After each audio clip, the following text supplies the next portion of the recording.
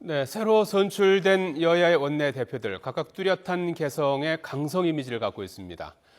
새누리당 이완구 원내대표는 이명박 정부의 세종시 수정안에 반대해서 충남지사직을 내던졌고, 새정치민주연합의 박영선 원내대표는 대기업 개혁에 앞장서면서 여러 차례 강한 인상을 남겼습니다. 이강진 기자입니다.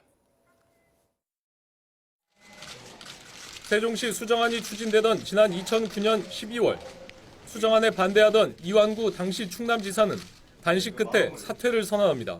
도민의 상실감에 대해 위로해 드려야 할 위치에 있는 사람으로서 저는 무거운 책임감을 느낍니다.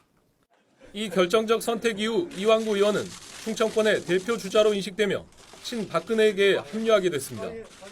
이번 원내대표 선출 과정에서도 친박계 의원들의 지원을 받아 충청권 출신으로는 처음으로 새누리당의 원내 사령탑에 올랐습니다.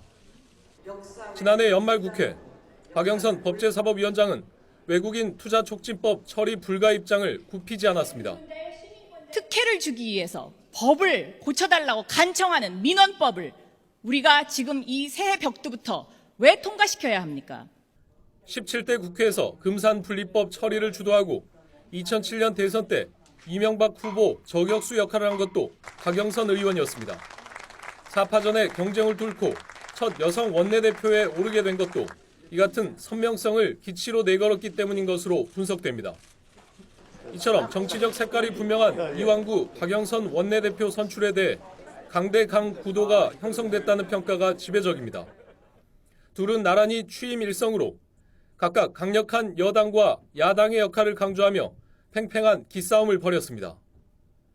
선출 뒤 첫 과제인 세월호 사태의 해법에서도 견해차를 드러냈습니다. 세월호의 특별법 제정을 위해서 가장 신속한 여야 원내대표 협상을 제의합니다. 수습을 하는데 총력을 기울여야 된다. 그러고 난 후에 아까 말씀드린 여러 가지 방안에 대해서 야당과 머리를 맞대고 생각을 해야 되겠다. 다만 삿바 싸움으로 시간을 끌 사안이 아니기 때문에 두 원내대표가 협상력을 발휘해 조기에 문제를 풀 가능성이 높습니다. 하지만 첫 시험대인 지방선거가 다가올수록 재보궐선거의 판세가 복잡해질수록 전국의 주도권을 쥐기 위한 경쟁은 본격화될 것으로 보입니다. 그동안 여야 두 원내대표의 이미지는 강단과 소신 또는 강성으로 비춰져 왔습니다. 하지만 원내대표의 역할은 상대당과의 협상을 통해 타협안을 도출해내는 겁니다. 앞으로 1년 동안 두 사람이 어떻게 정치력을 발휘할지 주사위는 이미 던져졌습니다. YTN 이강진입니다.